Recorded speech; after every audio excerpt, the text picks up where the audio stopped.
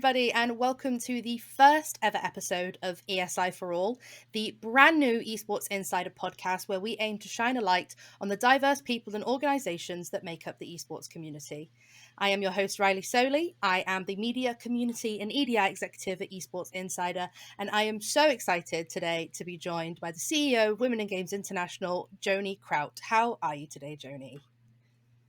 I'm good. I'm so honored to be your first guest. Thank you so much for that. Oh, no, it's fine. I hope I haven't gotten you up too early for this. It's not too... Not No, it's fine. Okay, that's good. That's good. Yeah, well, when we came up with this idea, I was like, I need to get Joanie on this podcast. So you were definitely number one on my list, and hopefully we get a lot more fun and exciting people coming and wanting to get involved with ASI for All. So very exciting new times. I'm super happy to be launching this new podcast, and then hopefully subsequent things surrounding it. It's a super important topic. You know how much I'm passionate about it. So Yes. it's a conversation we really want to be having. So before we move on to Wiggy as a whole, Women in Games International, how did you get started in the games industry? My mouse. I so I was playing World of Warcraft. It was kind of how I learned how to use computers. I grew up without a lot of technology, without a lot of access to just kind of different resources that other people were sort of privy to. And when I was in college, I was actually taking a computer course, and my boyfriend at the time was like, "You should really stop trying to make this so analytical and start, gamifying it." And so he introduced me to Warcraft, and that was sort of how I learned how to troubleshoot a computer, or why is my DPS so low? Why do I keep dying in this battle arena, or things like that. And so it was an opportunity to sort of learn how to use my computer. And when I was at Best Buy one day, I saw this Warcraft mouse, and I was like, really? Come on, you're trying to gamify even the peripherals now? And I got it as a joke, and it was amazing. It was life changing. It was so much faster. It was so much more responsive. It was so much. It helped my gameplay. It was just this amazing tool that I was able to use, and I was at a point in my career where I really wanted to move forward. I really wanted to kind of care about my job, and I just didn't. And I had an amazing mentor at the time, and she was just like, "What is it that you're passionate about? What is it that makes you happy?" And I was like, "My mouse." Like, that's the thing that's like my happy place is playing this game and using this mouse. And so she encouraged me to go home and actually look at the mouse and see who made it. And then, if you find the people doing the thing that makes you the happiest, that's going to be kind of your vibe. That's going to be where you sort of fit. And so I found out it was Steel Series, and I was like, "What the heck is a Steel Series?" And so I looked them up, and they were hiring for an accountant in Chicago, and I was like, "What are the That's odds?" amazing. So I applied, and yeah, it was just kind of history from there. So that was how I got into esports. They were working with esports players to develop their peripherals, and so I got that firsthand experience of people who were really passionate about esports and gaming in general. And yeah, it was just kind of downhill from there. So Downhill from there. Amazing. uphill from there, maybe. So what made you pivot into the nonprofit sector? I've been working with nonprofits since I was in high school, and it was just the need or the desire to want to give back to people who actually needed support. And I know, growing up kind of on the lower lower poverty side, I saw a lot of needs for help, and I saw a lot of um, opportunities that weren't offered to other people around me. And so finding ways to kind of pivot into those opportunities, or, if it was everything from clothing to just mentorship or, professional development, there was a huge need there. And so I started working with nonprofits because it was less about the bottom line. Obviously, all companies need to make money, but it was more about the impact you were driving and the change you were making. And that was really something that really drew me to working in the nonprofit sector. Mm-hmm. So it was more like you've worked with nonprofits in the past. So when you were in the games industry, you saw how you felt nonprofits could make that industry better, or how you could Yeah, and benefit. I worked with yeah, absolutely. I worked with a few nonprofits in the games industry, but they were less focused on sort of the people impact necessarily. So I accidentally kind of came across Wiki. I was just kind of looking for opportunities and, side projects and things like that. And I had been working with consulting, mostly in monetization strategy or financial strategy for nonprofits and startups in the games industry. and there was a post for a CFO position with Wiggy, and I was like, oh my gosh, this company is incredible. Hmm. How have I never heard of them? And so I reached out, and we had some really great conversations, and that was kind of how I got started with Wiggy, is just wanting to help drive the impact that they were really shooting for. Okay, so moving on to Wiggy. What is Wiggy for people who don't know? So Wiggy is Women in Games International. We are a nonprofit. We're located in LA, but we are a global nonprofit. So we have reach into every country, and we're very excited about that. When I first started at Wiggy, we were running two programs. We're very focused on resources, so we want to create and cultivate resources, and then we want to be able to offer those resources for free to anybody who needs them or is interested in them. We're very focused on professional development, mentorship, just creating those opportunities to eliminate barriers and move forward with normalizing women, non-binary, femme-identifying professionals in the games industry, and really working with allies to do so. So we are not sexist against men. We are fully inclusive and truly about equality for everyone, which kind of sets us apart, unfortunately. Definitely. No, I get that. Well, I've just finished doing a mentorship program with you, and I remember when I was applying for the mentorship program, it said, you, if you're a man, you can apply too. Like, it's okay. Like, we're not saying no. We're not saying no to help, essentially. If you want to help us and you want to support us, we're open to it. And I thought that was really, really interesting, considering it's women in games, and the idea is to help women and non-binary and femme presenting, and so it's one of those things where we're not closed off to help, which I think is really, really good. So who makes up Wiggy? Who is Wiggy? Who have you got on the team? Who have we got on the team? So we actually just hired our 14th hire. So we're very excited about that. When I first started here, we were 100% volunteer. And so in doing different fundraising and getting different grants, we've actually been able to hire both full-time and part-time individuals, which is so huge because we want to pay people for the work that they're doing. So we have a chief marketing officer, Kendrickson Scott. We have Love a them. head of finance, Meg. Yes, they're amazing. Meg Adams is our head of finance. We have a huge program team. We have a huge production and marketing team. Chan has our newsletter. Ariana is head of live production. Maxie is head of recording production, so she creates all the promos. Joshua is our graphics person. Val's doing socials. We have an incredible team of people.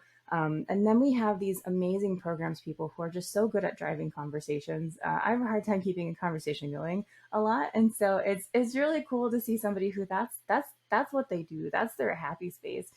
So we have Robin, Tosh. We just hired Laura, and they're all running these programs that are focused on highlighting women and just anybody in the industry who's driving impact. So, when you said we're not gonna ask you to not apply to a program if you're a man, we do focus a lot of our content on frustrations or things that are specifically faced by women or non-binary or LGBTQ plus individuals within the games industry and then within a professional setting in general. But we do also have an actionable allyship panel on our board. We have, these workshops and these opportunities. We have a lot of guys coming to us saying, I want to be an ally. I saw this thing happening. I thought I was an ally and I didn't respond and I didn't know how to respond. And they feel terrible because they want to do something. We also have women coming to us, the same thing, just saying, I really wanted to be an ally, but this situation happened and I genuinely had no idea how to respond. How do I respond in a way that's not performative? How do I respond in a way that's truly helping that individual or stopping the situation from happening? And so we have a lot of those discussions as well of how can you be an ally? What is the, a lot of it's just emotional intelligence. What is the response? What is the, corrective actions that you can take? And so finding ways to empower people to empower themselves is really the biggest focus. And like you said, you provide those resources for everyone because, like you said, it's allyship isn't just saying you're an ally. It's, backing that up with, researching yourself on how to deal with certain issues, speaking to a diverse selection of people on how they respond to issues, and it's proactive. If you want to call yourself an ally, you have to be proactive about proving that, you know what I mean? You can put it in your LinkedIn bio if you want, but like it's really about making sure that you're taking the steps, and you provide the resources to do that to everyone, which is really amazing. So are you and your staff based in one place? Are you all remote? You're all across America or the world, or? Yes, we're very remote. So we want to find the best individuals to support the mission, and then that's kind of our biggest thing. Right now, because of our payroll restrictions, we have to have all of our employees within the states. So that's been kind of a frustrating thing that we're still kind of working on right now, trying to find new ways to be able to support international employees. But we do have a really great opportunity to work with different contractors and different speakers within different countries. We've done a lot in specifically the UK, as you know, Yeah. and we just went to Germany and Barcelona, and we're going to Singapore next. And I'm Just coming. went to Korea as well. Yes, you I'm so are. excited So for Singapore. exciting. It's going to be amazing. We'll talk about why I'm going there later on in the podcast, but it's for a fun reason. I'm very excited.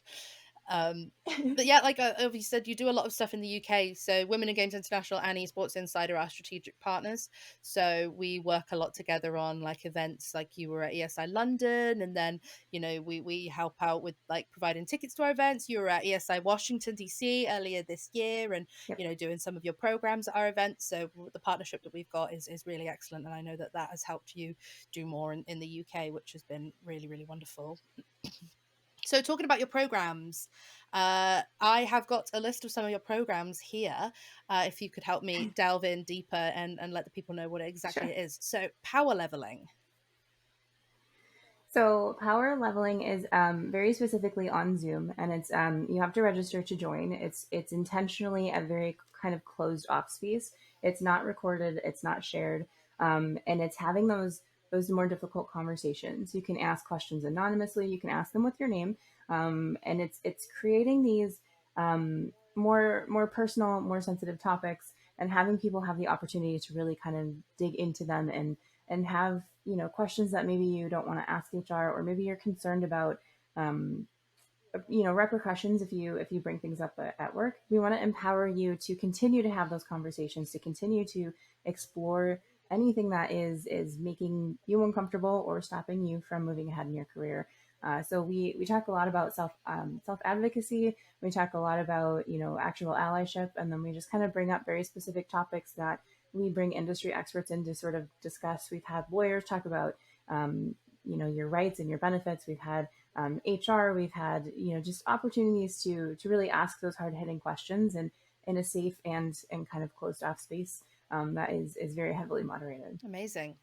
So the Get in the Game program. That's I'm everybody's saying favorite that as if program. I don't know exactly what the Get in the Game program is. Have you heard of it? Hmm. Yes. So we have a Get in the Game program. It was really created around the idea that when I was growing up, I had very limited access to things, and so we were offered free tickets to go to the circus in Chicago, and my mom was like, "I can't afford free tickets because it's not just a free ticket. It's gas, it's parking, it's food, it's what if you blow a tire? It's having all of the right clothes, and even just having the right shoes to wear to different events." And so we created the Get in the Game program, very focused on covering all of those barriers to entry. So it's great if you offer free tickets to a conference, but if you're going to GDC in San Francisco, who can afford to keep a hotel in San Francisco if they can't afford a conference ticket? So it's covering the cost of the flight, the hotel. There's a food per diem. We're working with Dress for Success for an opportunity if you need clothing to attend the event. They'll talk with you about your personal style. They'll help you get clothing for the conference, for networking, for interviews. And it's making sure that we just kind of cover all those bases. The other big thing is an opportunity to learn from people who are going through it with you. So we have small cohorts, and we have group mentorship within those cohorts. And so every morning we set our goals for the day. We have a breakfast together, and we just really talk about what is it that you're hoping to accomplish today? Who do you want to meet? Are you trying to expand your network? Are you trying to get a job? Are you trying to get a job with a specific company? And then we really figure out how to help support that so that they can reach their goals each day. The next day we'll follow up and be like, did you hit your goals or not? And kind of talk through that. We also have an invite only networking dinner at each of those conferences as well. And we have the welcoming dinner just to kind of set the tone and talk to people to make sure that everybody's on the same page and really knows sort of the expectations and things of that program. We also run a Discord server throughout that program so that we have the opportunity to continue to communicate with each other, and just make sure everybody feels comfortable and confident during the conference. But yeah, it's definitely one of our most popular programs. And it's amazing. We've had people reach out to us to offer tickets even for it now. So that is what I'm going to Singapore for, as a mentor, as a part of the Yeah. Get in the Game program for Gamescom Asia. So my role there would be sort of to help support the mentees and help, guide them, provide them with the experience that I have. And I know that you've done like elevator pitches in the past ones. I've been to a couple of the meals and networking events at past Get in the Game programs. So at Gamescom in Cologne and at Washington DC when you were there for ESI Washington. So I've seen some of the conversations that you have with the mentees, and really it's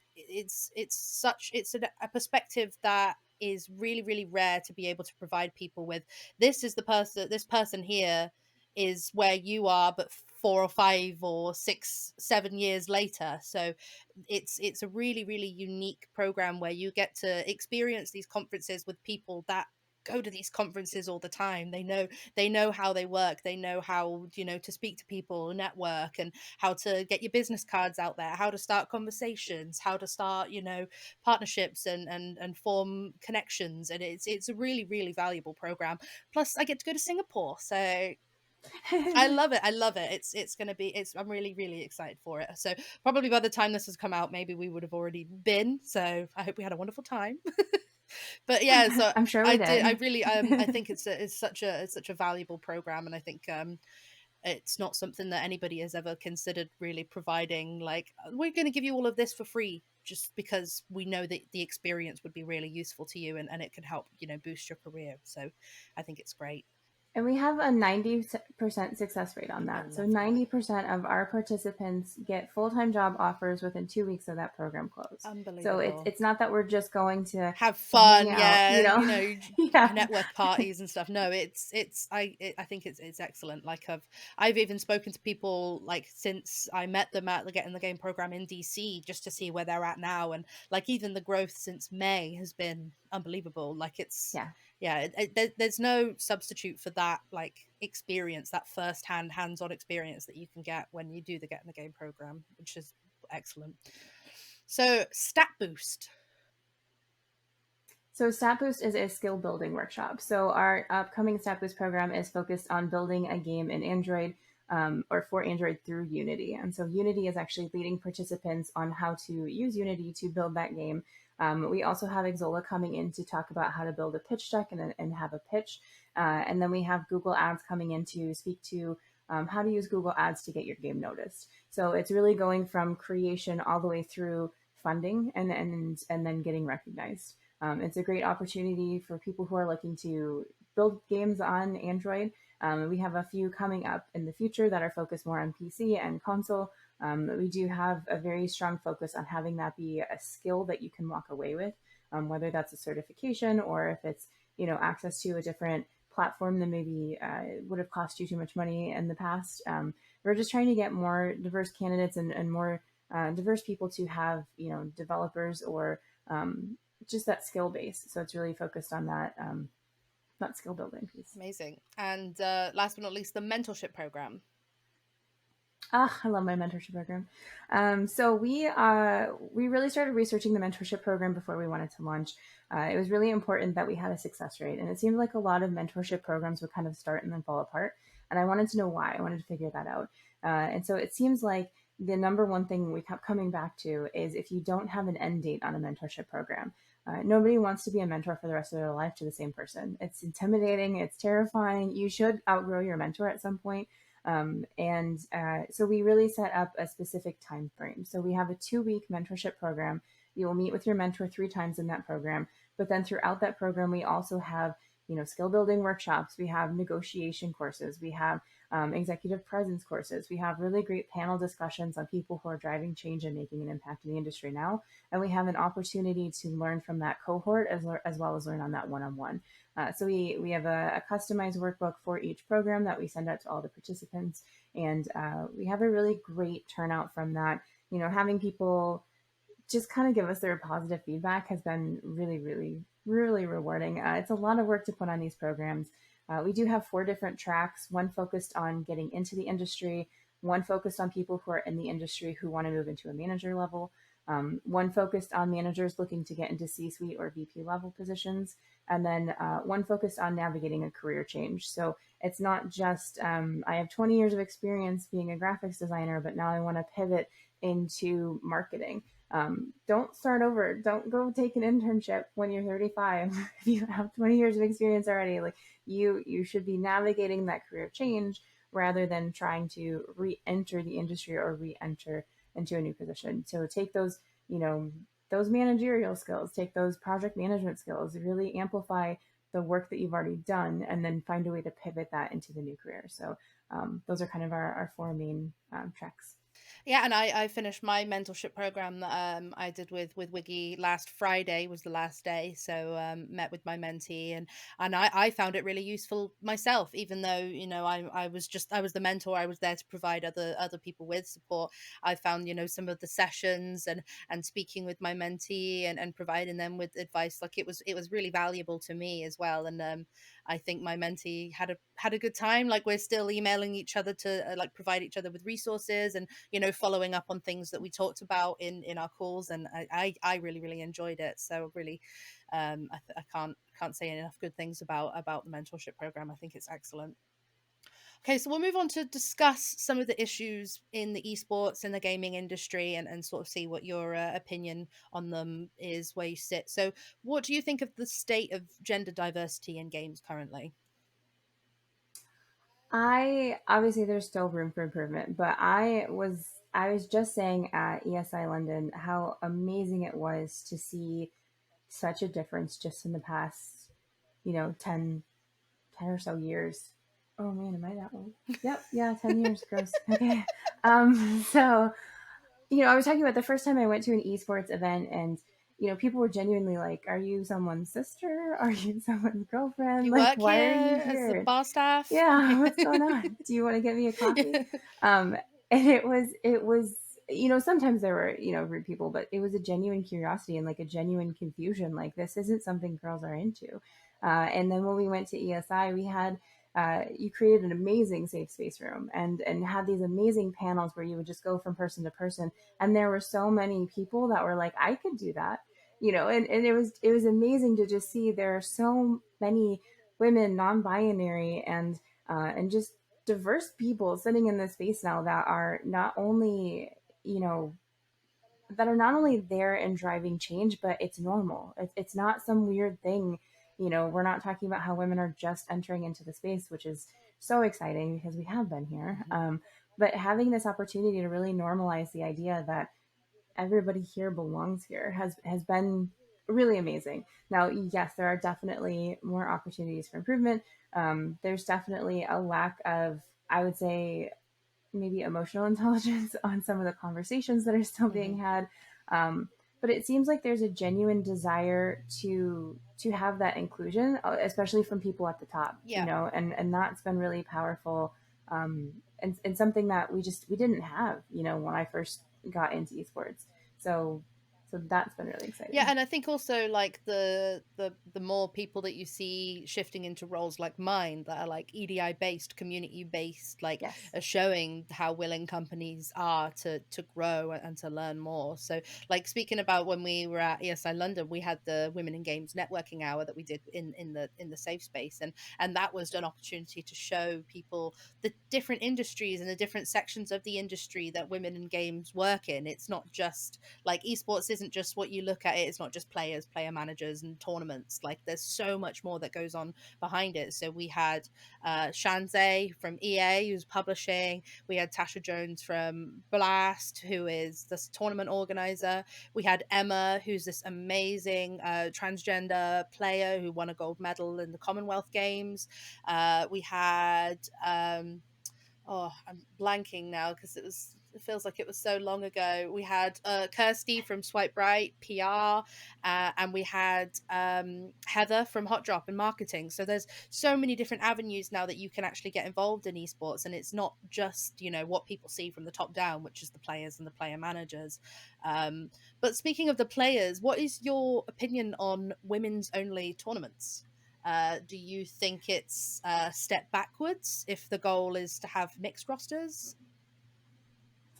I think it's we've kind of so we've very much had these collective conversations. I've also talked a lot with esports organizations to kind of get the take from a pro player standpoint, because it's kind of wrong on my end to have a really strong opinion about professional players because I'm not one. I assure But you, you I own a am not Steel a Series professional player. mouse. Doesn't that make you a I do, I professional do. player? Kind of, yeah, kind of. No. So I've had a lot of really great conversations and just kind of deep dives into the idea. When I first heard about women's only tournaments, I was like, that's really sexist against men. And so it bothered me. And then how do you determine who can play? What if you're non-binary? What if you're trans? What if you're like, where are the Mhm. boundaries? Where are the guidelines? And so I've had a lot of really, really good, meaningful opportunities to speak to different people who are working in this space. And um, it seems like it's essentially, it seems like we've come to the conclusion that it's sort of that necessary evil. It's creating that opportunity to give that experience, to give that platform, and to give that opportunity to people who otherwise can't, or can't find it, or it's not existent for It's a them. stepping And I stone. know Mhm. absolutely. We've talked a lot too about Yeah. when we come off a mic. Like I sound very much like a female, femme presenting, individual, and so I get harassed a lot. I know my partner doesn't even like to come off mic just because you there's so many assumptions that come with the sound of your voice because people want to like really picture who you are and they want to kind of get to know you. There's also that like need to just figure out who's at the other end of the mic because a lot of deception happens online as well, and so like are you a troll, and just trying to figure out just the different kind of psychological pieces to that. So there is a lack of opportunity for people who don't sound just like the other players on that mic at the time. And it's kind of like a majority rules that, if you don't sound like us, you're not one of us, weirdness. And I have noticed that easing up a little bit within some games, but not necessarily all games. So again, it's a really great opportunity to find ways into the industry, to find ways to really get that experience and get that competition. And yeah, so I would say I was probably against it in the beginning, but now it makes a lot more sense, and it's finding ways to utilize those resources to drive that impact and move everybody forward. Yeah, I think I agree with the sense in that, like, the goal is everyone plays with everyone. The goal isn't to have, male leagues, female leagues, like trans leagues that people have like pitched. And I think the end goal is to have a mixed roster, but at the moment there's nothing there. There's nothing available for women, non-binary, transgender people. There's nothing like, so even though this isn't the end goal, it's a step towards reaching that end goal. That's what I think. I think my biggest takeaway too is the support. Like we're creating, entire teams that are women and non-binary and femme-identifying individuals, and then we're creating entire tournaments around supporting those teams. Like there's a huge, I think, desire to include everyone and finding ways to pivot so that we can include everyone is my biggest takeaway personally. It's really exciting to see that that's even an opportunity at this point. Mm. And yeah, I would eventually like to see 100% mixed in together, just because, especially with electronics, it just feels like we could all easily have the same playing level if we had the same access and opportunity to training and to peripherals and to games themselves and the technology behind that. So And like at um, the higher end, like sponsorships and brand deals, and yes. like providing everybody with those opportunities gives us a level playing field. Because a lot of people will be saying like, oh well, the women aren't as good as the men are at games, and it's not true. It's just the women aren't provided with the same opportunities that the men are, and the same, like the time to play, the time to train. Like it's not equal for everybody. So we'll have no idea how good anybody is at playing until we provide everybody with equal opportunities to get to that point. So Absolutely. I think there's a stat that's like between the ages of 11 and 14 is the number one time that girls stop playing video games, and also the number one time that boys are encouraged more to play video games. And so there's kind of that weird shift that I think we're still trying to work through as well, just to get it to normalize that, you know, anybody can play games and anybody can be good at them. absolutely. So what do you think the next step is for the industry? I'm very excited to know about a few side projects that are happening right now. And I think we just had the announcement for the EA League as well, and just having new teams that are forming. I know Evil Geniuses just got the Valorant team from Yeah. Dignitas. There's just a huge push right now to really highlight the impact and the interest, I guess I would say, of women in esports. And so having all of this come together, and as you were talking about, you know, the sponsorships and the opportunities for actual money, and that it's not another $5,000 prize pool; it's an actual real prize pool. Opportunities and ways to kind of engage. It's creating that representation, which is really the biggest thing. You know, normalizing and showing people that not only are there people in this space, but there are people who are really good at esports in this space. And creating that diverse representation has driven already such an amazing change. So continuing to do that and continuing to move forward with, you know, everything from owners of teams to players to, you know, marketing to shoutcasters to there's just so many opportunities that there are, you know, women in the space making such a change, making such, you know, a difference by being themselves and not trying to conform to what somebody else has already done, but making it their own and showing people that they can do it and do it well. Mm. I know you mentioned like Valorant as well. I think because that's a newer game and it's grown so much in the esports space so quickly, it's not like like CS:GO or League, which has been staples of esports for years and years and years. So I think with Valorant, it's a good opportunity to get more women involved in the esport because it is so new. Those rules aren't set in stone yet. You know what I mean? It's still constantly evolving. It's still growing, and I think Valorant is doing a really good job at getting more women involved in the competitive game scene. That they're doing. Like I know next year is going to be massive for Valorant, so seeing that and I think that's Yes. definitely given me hope for more growth and more change in the future. So what do you think the community can do on like an individual level to support this growth in esports? I think Valorant was a really great example too because of their community and what they've done to normalize that, you know, it's not just a bunch of dude bros that are playing this game and coming at you with misogyny and terrible comments. So there's definitely a huge push within the Valorant community to maintain equality and maintain that openness and have that inclusivity. And I think that was something that was really exciting to see is that this new game was able to kind of create this new community and this new opportunity to get in there and come off mic. So I think that's the biggest thing is if these other communities would adopt that kind of mindset, would adopt that kind of language, and adopt that opportunity for people to stand up and say, "Hey, stop," which I've actually had in Valorant. You know, like, "Hey, that's not cool, and we will boot you if you don't stop." Um, you're not going to get that in CS:GO, I assure you. Which is my favorite. So not dissing CS:GO in any way, but just trying to find those opportunities to include more people to hear them. We have this actionable allyship workshop that every time I take it, I'm like, why did you not see that? You know, Mm. like why I had this thing happen and nobody knew what to do. No one knew how to respond. And as you're kind of talking it through with them, it's like the least you could have done is gone back to that person that it happened to and say, Are "Are you you okay? okay?" Yeah. And give them the space or the opportunity to speak to what happened or what they would have wanted you to do in that situation, or if there's really evaluate what did happen, maybe go to a manager or speak to just kind of there isn't that push right now in a lot of the games that are sort of the OG esports games. And so I think that's the biggest thing from a community perspective is um, shifting that mindset from this is mine and I want to protect it by keeping it the same way it is, even if I know it's broken, to I want it to grow and I want it to be something bigger. And I don't want this game to get left in the dust because of the way it is and because of the community we've created or the mindset we've created. but really open up to the idea of more diversity and inclusion. And Valorant's gotten so huge because of that, and there's so many opportunities to play and to compete within that space. Amazing, yeah.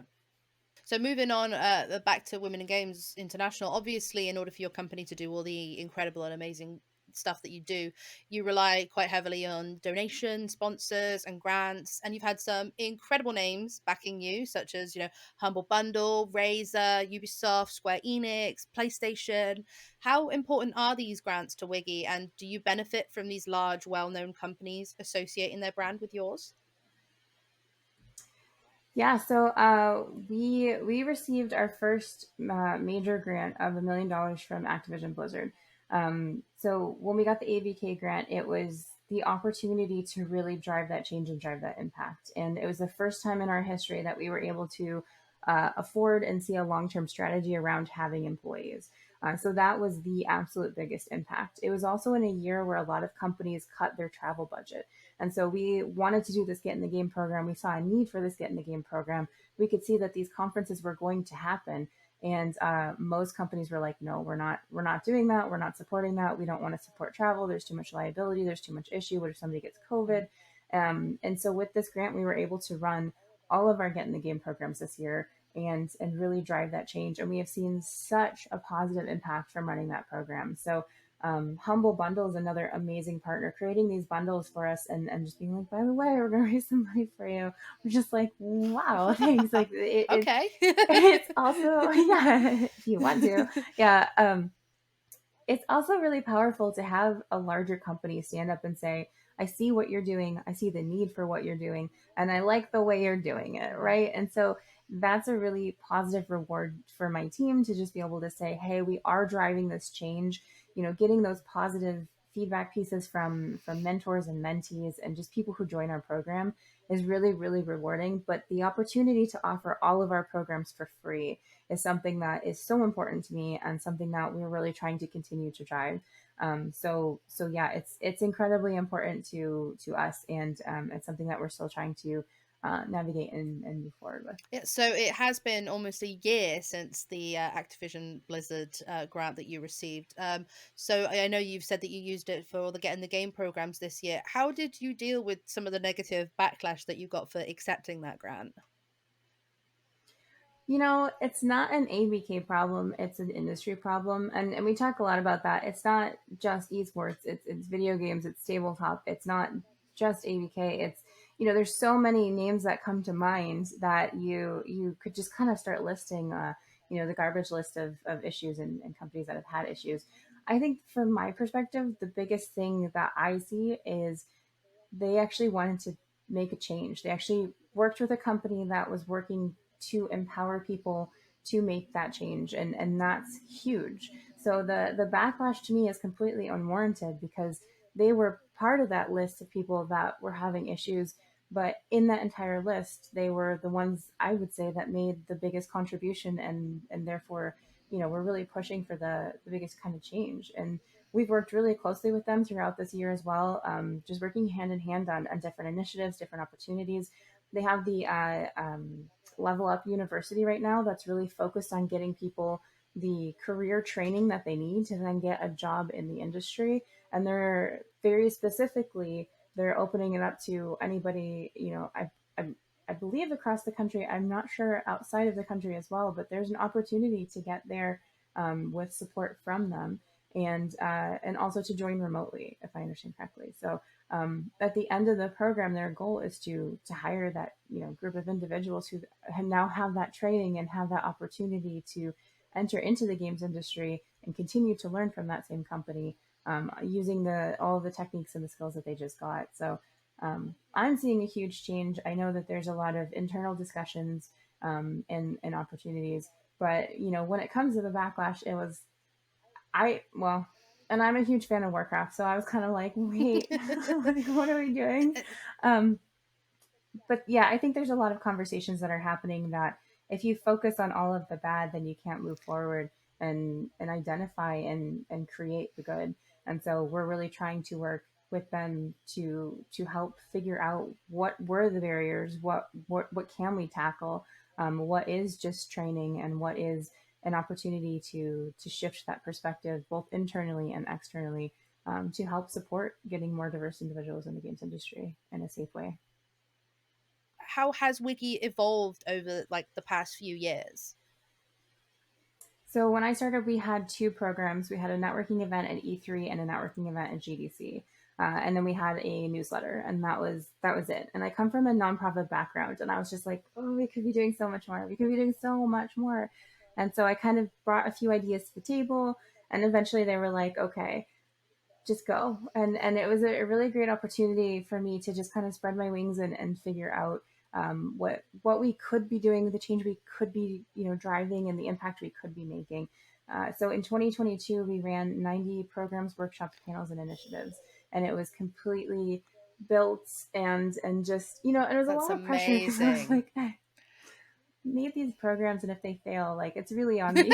So there's a huge You like single-handedly, fear. this is Yeah, you. yeah. Wow, this is a terrible program. I'd be like, oh, That's sorry. Joanie's fault. I tried. Yeah, yeah. But now that I have a team too, it's amazing because Because you I'm can like, this shift is the what I blame was onto picturing them for as this well. program. No, no, no. No, I was gonna say, but maybe no. Um, so it was a really cool opportunity to be like, this is what I was thinking for this program, and then watch them go, yeah. And what if we also, and just kind of keep running with it and developing it. We're shifting some of our programs from just being on Twitch to being on LinkedIn, to really target more professionals. And it's like, wow, this was a really good idea. Like, yes. So even just, the networking dinner at the Get in the Game program, the invite only networking dinner, that was like an idea that came from a board conversation. And so there's a really cool opportunity that we've created this base, but then we have all of these incredible brains going, what if we also, and so it's like continuing to develop and grow. And then we always call this our R&D year. So this was our R&D year. We want to see what works. We want to see what sticks. We want to see what drives impact. We want to see what doesn't work. And we want to kind of pivot and grow from there. So, we've had so many new opportunities. We've developed so many new things. Even just the SAP Boost program, it was just a bunch of conversations, and the very first time we ran it. And now it's very focused on skill building and having that ROI of people actually walking away with certification or specific skill. And so it's just constantly trying to evolve the programs and create new programs to eliminate any barriers that we're finding and we're identifying as we go. So it's definitely evolved a lot over the last year for sure. And where do you see Wiggy in a couple of years? My goal is to establish an endowment, and to continue to grow the team. We have been working a lot within the U.S. and Europe. We are just kind of dipping our toe into Asia right now. I know there's a big push to get more strongly within South America, and just kind of get that Latin outreach, which is huge and a huge opportunity. And then we also actually met somebody from Australia, which was something I never would have considered. Like, it's just so There far are away. gamers in Australia? But there are gamers and gaming companies, What? yeah. So so there's such an opportunity, and it's interesting because every time we enter a new space and enter a new geographic region or enter into a new area because somebody reaches out, it's interesting to see the difference in support that's needed, and the different barriers that there are within each just geographic region or team or company or whatever that looks like. And so it's been a really interesting learning experience just to say, this region kind of needs us in a very different way. We need to talk about self advocacy and in a very actionable way every time we talk and have a workshop. But we also need to be very mindful of the potential repercussions as we talk about self advocacy and what does that look like, and how do you do this in a very professional way. Anybody can stand up on a chair and start screaming unfair, unfair, I do that unfair. all the But how do time. you actually do you? Yeah. Yeah. Yeah. My But food how do you actually delivery get was change 5 from it? minutes late earlier, so I just screamed out the window, Unfair. unfair. Unfair. It's amazing. Did it come faster though? It did. No, yeah, he heard me from Greg's in town and He was heard you, like, so he started running. just see him in the distance. He's like, "You're right. I'm sorry." Sorry, carry on. Tangent. Oh, no. So how do you actually like make a meaningful impact or make that actually drive change from that? And so that self advocacy, but with the goal of moving forward and making that change. So yeah, so yeah. Okay, so we're going to move on to some fun segments now, Okay. just before we wrap everything Nice. up. So, I'm going to ask every person that is a guest on my podcast, I'm going to ask them, if you were stranded on a deserted island, what three items would you take with you? Well, I burn very easily, so sunscreen for sure. Smart, yeah, smart. Protect your skin. Yeah, yeah, yeah. Uh like see through. I'm so pale. So oh my gosh, a desert island. Gummy bears. Hmm. I would definitely need gummy bears in that Hmm. situation. Oh man. I don't know. Probably my PC. Yeah, Yeah. Is there like a port I'm somewhere? I'm sure gonna there guess that is. I'm there's an sure there is. opportunity. Yeah. I'll make a coconut into a Yeah. yeah. It's 2022. There's got to be, right? Totally. Okay, so now I'm going to move on to two truths and a lie. So, two of these Oh statements that I'm going to no. be saying are true, and one of them is a lie, and I want you to guess which one is the lie. Okay, so the Entertainment Software Association said in a report this year that 48% of people who play games identify as female. The next one. The same report also stated that 82% of gamers are white. And the third statement is the ESA said that the average age of video game players is 33 years old. Which one of those is the lie? I know the first one is true. 82% are white. Ugh, I don't like that. 33 years old seems high. I'm gonna say the third one. The third one is true. Really? Is it the It's the second one? second one. So Okay. 71% are white, 10% Hispanic, 8% Black, 7% Asian Pacific Islander, and 3% other. So it's more Well, diverse we than need to you work on expected that. it to be. I'm I'm happy to happy hear to hear that. that That's good. also. Okay, and we also have an audience question. So I told some Cool. people that you were going to be coming on the podcast, and if anybody had any questions. So we got a question from one of my coworkers that says, "You do a lot of traveling across the globe for Wiggy. Which country has been your favorite to visit, and why?"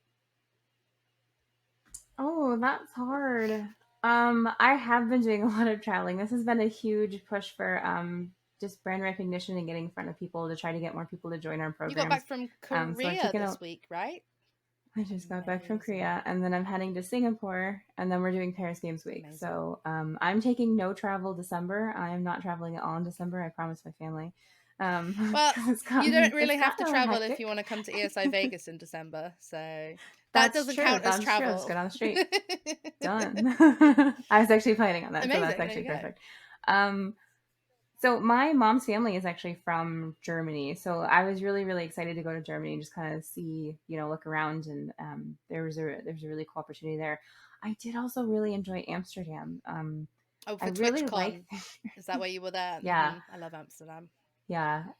But I just got back from Korea and oh my gosh, you know what my favorite thing is? I don't know if it's one place, but it's actually finding somebody from that area and having them give you the I tour. love that. The first time I went to New York this year for the first time, and I had somebody who grew up in New York. And as we were walking back after dinner to our hotel, they were just like, and this used to look like this, and this used to be over here, and it never looked like this for this, and this is because of COVID, and this is because of, and just having all of these amazing insights, it was so just cool, and they actually care about the area. It's not like, okay, tourist checkbox, checkbox, checkbox.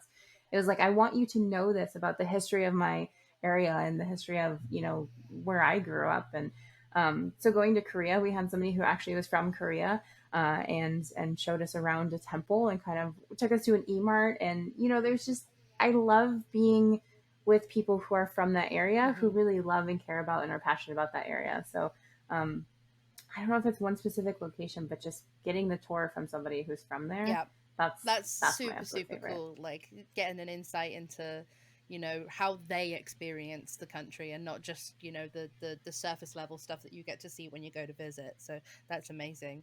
We're going to wrap this up now. I just want to say thank you so much for being my first ever guest.